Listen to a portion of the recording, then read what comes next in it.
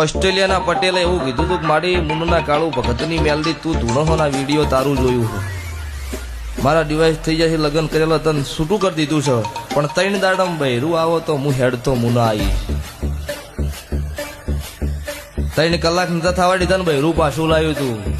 પછી ફોન કર્યો ભુવાજી ભૂલમાં આવું કહેવાય ગયું, ઓસ્ટ્રેલિયાથી હેડતું ચમનું આવું.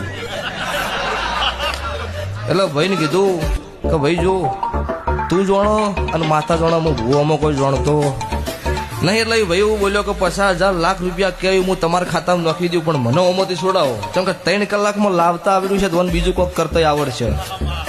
એટલે ભાઈને કીધું જો ભાઈ એવી રૂપિયાની આશા મારા ભુવાનો છે નહીં, પણ મારો મેલડીનો ભગવાન હું હાથે દોઢ નહીં લ્યું, બીજા ભાઈના હાથે દોઢ લેવરા. ભાઈ દંડ ધર્મા તું કરતો છોડતો હોય માતા તો. એટલે દોઢ આલ્યો તો એ ભાઈ હરુપાનના 21,000 રૂપિયા ભુવાન ખાતામાં નોખ્યા. તો ભુવાજી નોખવા જ છે મારે, તમે વાપરજો ભલે. અને હું ઘેર આવીશ એટલે હેડ તો મુનાબા નહીં પાકું. એટલે છે ભવાળું મને દેવનો ભળાવો ને તો વિચાર કરીને બોલવું. એટલે તમે ઓસ્ટ્રેલિયા રહેશો ને તો તમારો વેળા બનો પળ બનો તમારા નો ભીએ વરતો આવો ને કદાચ રાતના ઘોડલો હોયથી છોડું, મારા વિઝાની જરૂર નહીં. એકે હાહે ઓસ્ટ્રેલિયા ના આવું મારું ગીતા ભણનું મેલડીનું વેણ છે.